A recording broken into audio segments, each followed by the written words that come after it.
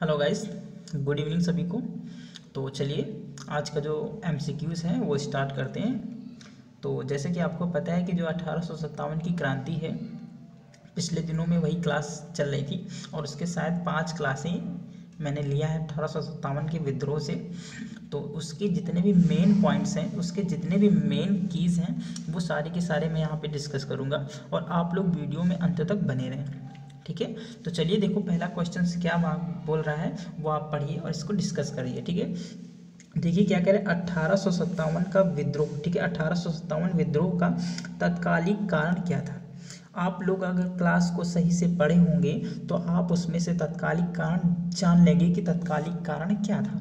Okay, तो सबसे पहले अगर मैं इसका चार्ट बनाना चाहूँ तो जो 1857 का विद्रोह था, 1857 का विद्रोह था, उसके मैंने 4 पॉइंट लिखाए थे। ठीक है, पहला लिखाया था मैंने कारण, कि जो विद्रोह था उसका कारण क्या था। दूसरा मैंने पढ़ाया था आपको विद्रोह का स्वरूप पढ़ाया था। ठीक है, विद्रोह का स्वरूप। इसके बाद तीसरा जो कारण था, इसके बाद जो तीसरा कारण था वो मैंने पढ़ाया था विद्रोह की असफलता के कारण। ठीक है, विद्रोह के असफलता के कारण। ठीक है, और चौथा मैंने पढ़ाया था विद्रोह का परिणाम।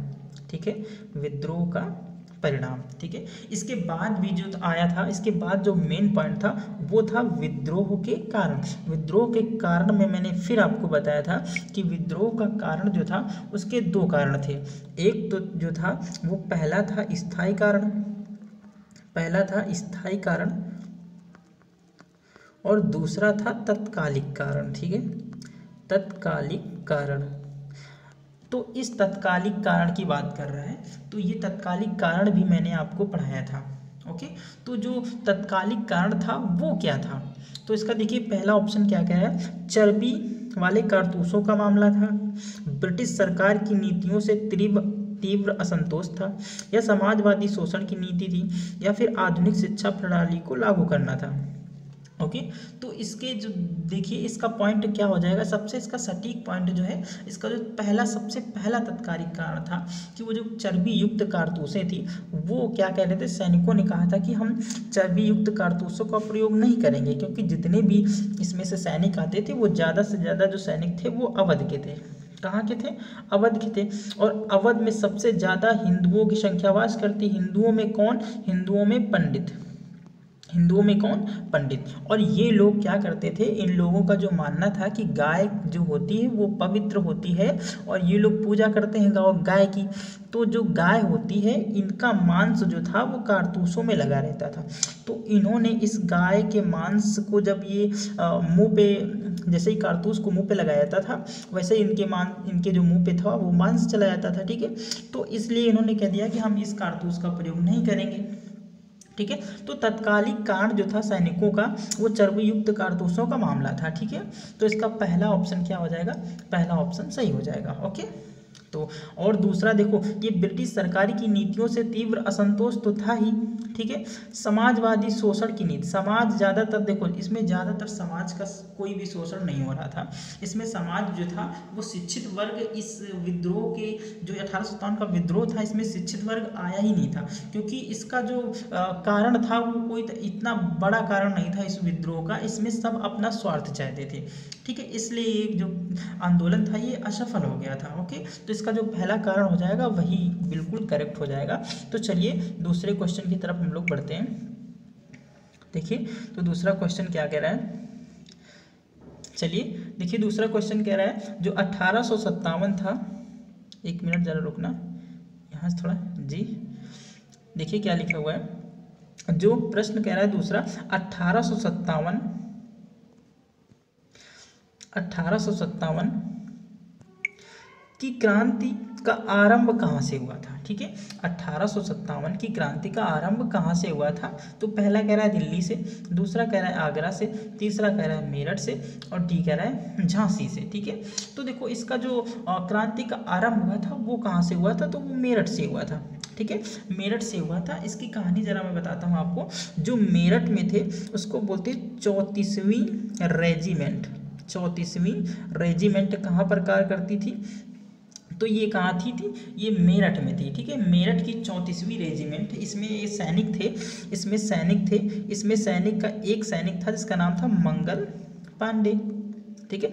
जो मंगल पांडे था वो कहाँ से संबंधित था, ये था तो वैसे कहाँ का, ये था गाजीपुर का, लेकिन बाद में गाजीपुर को मिला दिया गया था तो उसको बना दिया गया बलिया, ठीक है, उसको बना दिया गया बलिया। तो मंगल पांडे जी के द्वारा सबसे पहला विद्रोह हुआ था कहाँ से, मेरठ से, ओके। और ज़्यादा मैं डिटेल में नहीं पढ़ाऊँगा क्योंकि मैं इसके जितना भी डिटेल 5 क्लासें का मतलब समझ रहा हूँ ना, केवल एक विद्रोह को 5 घंटे समझाना बहुत बड़ी बात होती है, ओके। तो इसकी सारी क्लासें मैंने ले ली हैं, तो अगर आपको फिर से पढ़ना है तो उसको रिवीजन कर सकते हैं आप लोग, ठीक है। तो चलिए सेकंड क्वेश्चन हो गया है, थर्ड क्वेश्चन की बात करते हैं। तो देखिए थर्ड क्वेश्चन में क्या कह रहा है,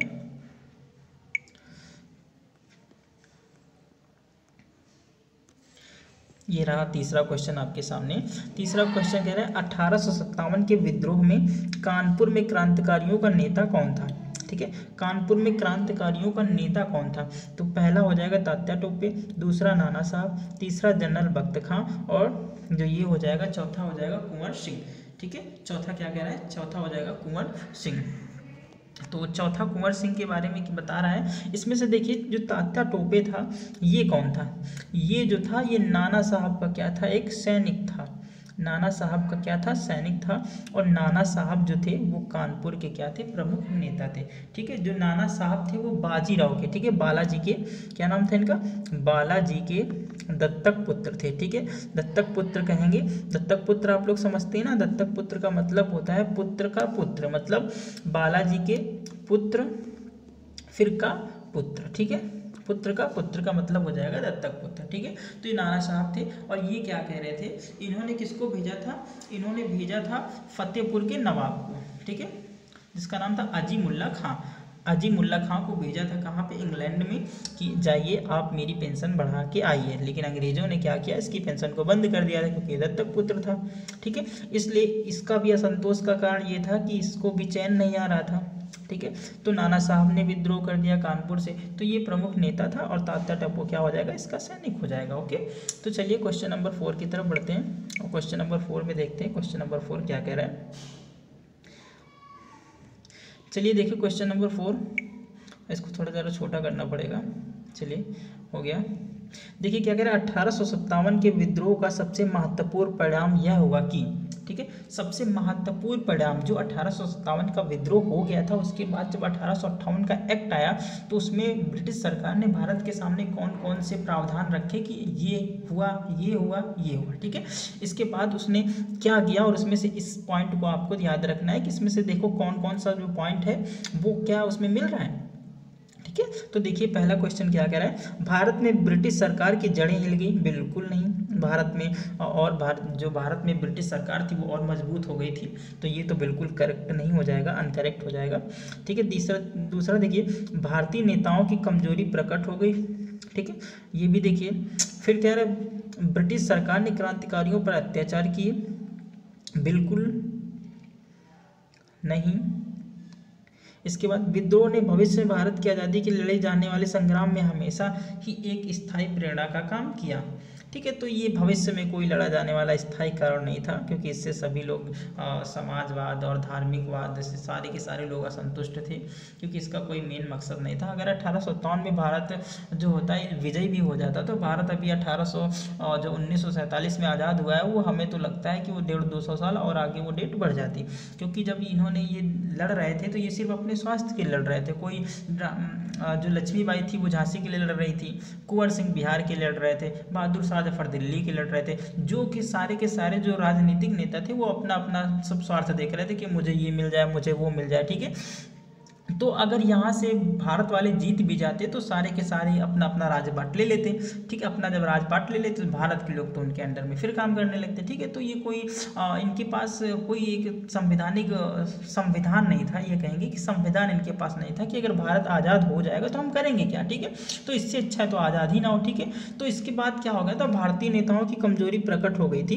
भारतीय नेता क्या करते थे, इन्होंने एक साथ विद्रोह नहीं किया, अगर एक साथ विद्रोह करते तो ये भी क्या होता था, विद्रोह जीत जाते हैं, ठीक है। ठीक है, लेकिन शुक्र करो कि ये जीते नहीं, वरना आज भी हम लोग आज़ाद ना हुए होते। ठीक है, तो इसका कौन सा पॉइंट हो जाएगा, बी सही हो जाएगा, इसका बी करेक्ट हो जाएगा। तो चलिए क्वेश्चन नंबर 5 की तरफ हम लोग बढ़ते हैं। क्वेश्चन नंबर 5 देखते हैं, क्वेश्चन 5 क्या कह रहा है। देखिए क्वेश्चन नंबर 5 आप लोग पढ़िए, हड़प नीति, ठीक है, इसको बोलते हैं डॉक्ट्रिन ऑफ लैप्स, ठीक है, आप क्या बोलते हैं, डॉक्ट्रिन ऑफ लैप्स, ठीक है, कि नीति अपनाई गई थी। ये किसके द्वारा नीति अपनाई गई थी, तो ये बहुत ही मैं डीपली पढ़ा चुका हूँ आपको। तो इसमें क्या था, लॉर्ड वेलेजली द्वारा, बी कह रहा है लॉर्ड विलियम बेंटिक द्वारा, सी कौन था, लॉर्ड हार्डिंग द्वारा, ठीक है, हार्डिंग द्वारा ऐसे लिख लीजिएगा, लॉर्ड हार्डिंग द्वारा, और सी डलहौजी द्वारा, ठीक है। तो इसका राइट आंसर क्या हो जाएगा, लॉर्ड डलहौजी हो जाएगा। तो इसने क्या किया था, इसने बहुत सारे राज्यों को हड़प लिया था। जैसे किसका राज्य हड़प लिया था, इसने ये बताया था लॉर्ड डलहौजी ने कि जिस किसी राजा या जिस किसी महाराजा के क्या होगा, पुत्र नहीं होगा, जिस राजा या महाराजा के पास पुत्र नहीं होगा, उसको क्या होगा, गोद लेने का अधिकार नहीं है, उसको गोद लेने का अधिकार नहीं है। ठीक है, ऐसे ही सबसे पहला जो था, इसमें एक राज्य आया था उत्तर प्रदेश का, जिसको बोलते थे झांसी। झांसी में क्या था, महारानी जिसको लक्ष्मीबाई बोलते हैं, ठीक है, उनके कोई बेटा नहीं था और उसके राज्य को लॉर्ड डलहौजी ने मिला लिया था। ठीक है, इसी वजह से रानी में आक्रोश पैदा हुआ और रानी ने, जो झांसी वाली रानी थी, उन्होंने झांसी से 1857 की क्रांति में क्या किया था, उसका नेतृत्व किया था। ठीक है, तो सबके सब तुम्हें दिख रहा है ना, सबके सब अपने स्वार्थ के लड़ रहे थे, कोई भारत की जनता का कोई भला नहीं चाहता था, कोई भारत की जनता का दर्द नहीं समझ रहा था। ये सारे के सारे लोग जो है वो अपने अपने लिए लड़ रहे थे, सैनिक अपने लिए लड़ रहे थे, क्योंकि उनको जो कारतूस में है वो मांस का प्रयोग किया जाता था। ठीक है, राजनीतिक नेता अपने लड़ रहे थे क्योंकि उनका जो सारी मूलभूत समस्याएं थी वो उनकी ख़त्म नहीं हो रही थी। ठीक है, धार्मिक लोग इसलिए लड़ रहे थे क्योंकि उनके धर्म में हस्तक्षेप किया जा रहा था। ठीक है, तो ये सारे के सारे ऐसे ही थे, अपना अपना स्वार्थ देख रहे थे, उसमें कोई बात बड़ी नहीं है।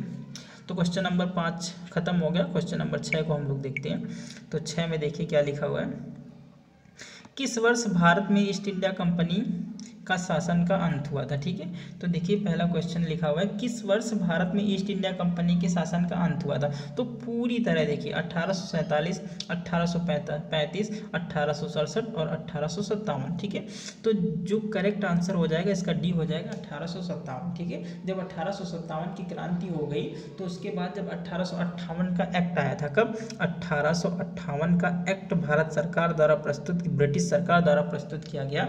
तो इसमें बताया गया कि जो पहला पॉइंट था कि हम ब्रिटिश शासन को क्या करते हैं, ब्रिटिश कंपनी के शासन को ख़त्म कर देंगे।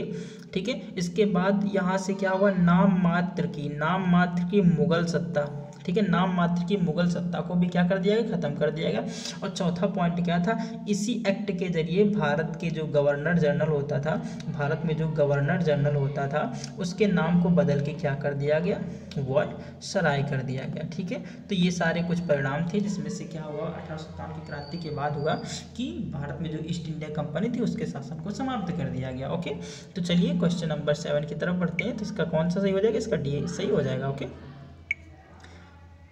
तो चलिए क्वेश्चन नंबर देखिए 7, देखिए क्या कह रहा है, 1857 विद्रोह के समय बिहार में क्रांतिकारियों का नेता कौन था। ठीक है, सब कुछ पढ़ा चुका हूं मैं। ठीक है, तो बिहार में क्रांतिकारी नेता कौन थे, मौलवी अहमद शाह, राजा तेज सिंह, सी कुंवर सिंह, बहादुर शाह जफर। ठीक है, तो इसका राइट आंसर क्या हो जाएगा, सी कुंवर सिंह। ठीक है, ये कुंवर सिंह कहाँ से थे, बिहार के जगदीशपुर से। ठीक है, बिहार के कहाँ से थे, बिहार के जगदीशपुर से थे। और जब इन्होंने इस युद्ध, मतलब जब इन्होंने इस विद्रोह का नेतृत्व किया था, उस समय इनकी उम्र थी 80 वर्ष। ठीक है, 80 वर्ष समझ रहे हैं ना, 80 वर्ष में आज लोगों का स्वर्गावास हो जाता है। अगर स्वर्गावास नहीं भी होता है तो वो लोग ऐसे हो जाते हैं कि उनको चलने फिरने के लिए भी दूसरों का सहारा लेना पड़ता है। ठीक है, लेकिन इन्होंने क्या किया, 80 वर्ष की उम्र में भी क्या किया, 1857 की विद्रोह का क्या किया, नेतृत्व किया। ओके, तो इनकी हिम्मत को दाद देनी पड़ेगी। लेकिन ये भी अपने स्वार्थ के लड़ रहे थे। ये थे क्या, वैसे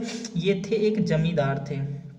ये क्या थे, ये जमींदार थे। वैसे जो जितने भी भारत में जमींदार थे वो इस युद्ध में नहीं आए थे, पता नहीं इनको क्या आवश्यकता पड़ गई थी, ये किसके कहने पे इस युद्ध में आए थे। जबकि जो जमींदारों को था वो तो लाभ ही मिल रहा था। जमींदारों को जो 1857 की क्रांति के पहले ऐसी ऐसी नीतियाँ अंग्रेजों ने लागू की गई थी कि जमींदारों को क्या मिल रहा था, इसमें फ़ायदा मिल रहा था, फिर भी इनको कौन सी अड़चन पड़ी थी कि इन्होंने युद्ध में भाग लिया। ठीक है, वैसे खैर छोड़ो, अब युद्ध हुआ है उसके पढ़ना तो पड़ेगा ही हमें। ठीक है, तो देखिए क्वेश्चन नंबर 8 की तरफ क्या कह रहा है और उसमें आगे हम लोग बढ़ते हैं। तो दोस्तों अगर वीडियो पसंद आ रहा हो तो यार एक बार लाइक कर देना। बहुत मेहनत किया है मैंने ये क्वेश्चन बनाने में, कम से कम 5-6 घंटे लगे क्वेश्चन को ढूंढने में, क्वेश्चन को बनाने में। ठीक है, तो आप लोग मेरी मेहनत को जाया मत जाने दीजिएगा। ठीक है, देखिए क्वेश्चन नंबर 8 कह रहा है 1857 के विद्रोह के समय भारत का गवर्नर जनरल कौन था। ठीक है, भारत का गवर्नर जनरल। ठीक है, और यही जो गवर्नर जनरल है यही भारत का अंतिम गवर्नर जनरल था। ठीक है, तो याद रखना भारत का उस समय भारत का गवर्नर जनरल कौन था, तो उस समय भारत का गवर्नर जनरल हो जाएंगे लॉर्ड कैनिंग। ठीक है, कौन हो जाएंगे, लॉर्ड कैनिंग। ठीक है, ये सबसे पहले बनाया गया 1856 में बनाया गया और ये 1858 तक चला। ठीक है, 1858 तक चला, 1856 में बनाया गया, इसका मतलब 2 साल। ठीक है, तो इसके बीच में आता है 1857। तो 1857 में क्या हुआ था, 1857 का विद्रोह हुआ था, तो उस समय भारत का गवर्नर जनरल कौन था, लॉर्ड कैनिंग था। ठीक है, तो देखो अगर तुमसे कोई ये पूछ ले कि 1857 की क्रांति जो हुई थी, 1857 का जो विद्रोह हुआ था उसका जो अहम रोल अदा किसने किया था, तो लॉर्ड कैनिंग नहीं, सबसे ज़्यादा अहम रोल अगर किसी ने अदा किया था वो था लॉर्ड डलहौजी। भारत में जितना भी सब आक्रोश का अगर आक्रोश फैलाने का कारण है, अगर वो बात करेंगे तो वो लॉर्ड डलहौजी था, क्योंकि उसने ऐसी ऐसी नीतियां भारत में लागू कर दी थी जिससे हर एक वर्ग, जमींदार, ठीक है, शिक्षित वर्ग, समाजवादी, धार्मिकवाद, ठीक है, और बात करें राजनीतिकवाद, सारे के सारे जो थे उनमें आक्रोश पैदा हो गया था। ठीक है, तो उसका कारण कौन था, उसका कारण था लॉर्ड डलहौजी। ठीक है, कैनिंग तो बेचारा 56 में आया था और 56 में आने के बाद 58 तक रहा। इसी के समय क्या हो गई, इसी के सामने 1857 का विद्रोह हो गया। ठीक है, इसके बाद 1858 में जब हमने बताया आपको जो ये एक्ट आया, तो इस एक्ट के जरिए 1857 का एक्ट जो आया उसके जरिए गवर्नर जनरल के पद को, भारत का जो गवर्नर जनरल का पद है इसको समाप्त कर दिया गया और इसको बना दिया गया भारत का वायसराय। और पहला भारत का वायसराय बनने का अधिकार किसको मिलता है, लॉर्ड कैनिंग को।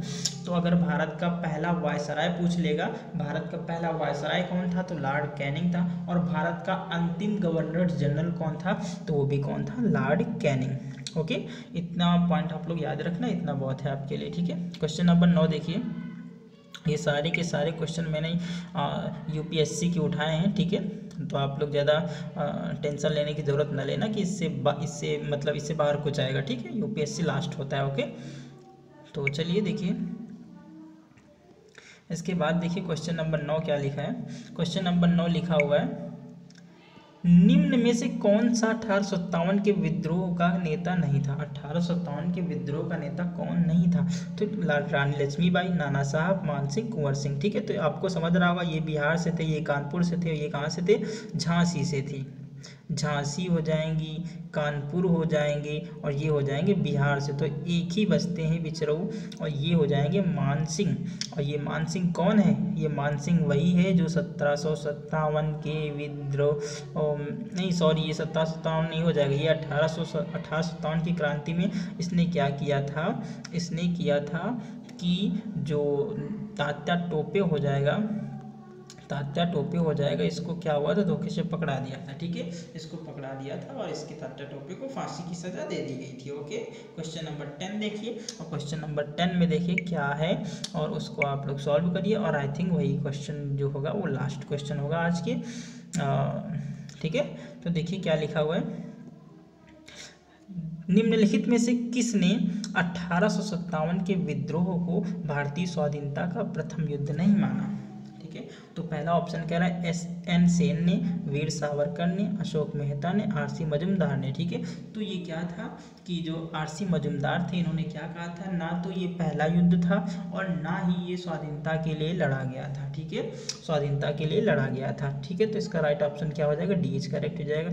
वीर सावरकर ने क्या कहा था कि ये बिल्कुल भी राष्ट्रीय युद्ध नहीं था, ये राष्ट्रीय विद्रोह नहीं था, ये राष्ट्रवाद के लिए और राष्ट्रीय युद्ध नहीं था, ये अपने स्वास्थ्य के लिए, ये अपने स्वार्थ के लिए लड़ा गया युद्ध था। ठीक है, तो इतनी बातें याद रखना। ठीक है, तो क्वेश्चन अगर आपको पसंद आए हो या फिर वीडियो आपको अच्छा लगा हो तो वीडियो को एक बार शेयर मार दीजिएगा और वीडियो को पूरा वॉच करिए ताकि सारे के सारे आपके डाउट क्लियर हो सके। ओके, तो मैं मिलूँगा नेक्स्ट टॉपिक के साथ। जब नेक्स्ट टॉपिक ख़त्म हो जाएगा, उसके MCQ पढ़ाने होंगे, तो मैं उस दिन आपको मिलूँगा। ठीक है, तो तब तक के लिए बाय, टेक केयर और अपना ख्याल रखिए। ठीक है, और अभी जो कोविड-19 चल रहा है उससे आप लोग अपने आप को हिफाजत में रखिए। ठीक है, ओके, तब तक के लिए bye, take care, good bye.